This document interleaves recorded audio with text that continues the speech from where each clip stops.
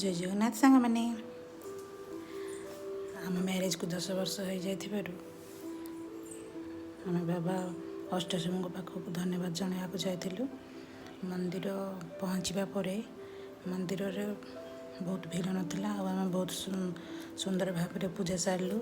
बाबा अष्टशंभु को पुष्पांजलि दे तापर नना आमको माँ पार्वती पाखक नहीं गले। माँ पार्वती पाखे आम दर्शन करी माँ पार्वती को मोर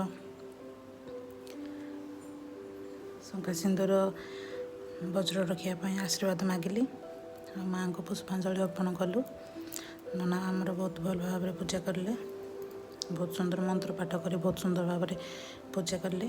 तापर भोग प्रसाद आम हनुमांकड़ मान को खाया देलु। देखुना से केमती मो जरी देखुँ आउ अच्छी कि नहीं कदली से बहुत शांत भाव में बसिक से कदली चोपा छड़े खाइला। तापर आम दीज मंदिर आसिलु।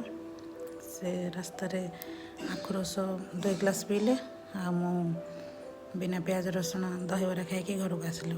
वीडियो भल लगुले प्लीज़ कमेंट करेंगे।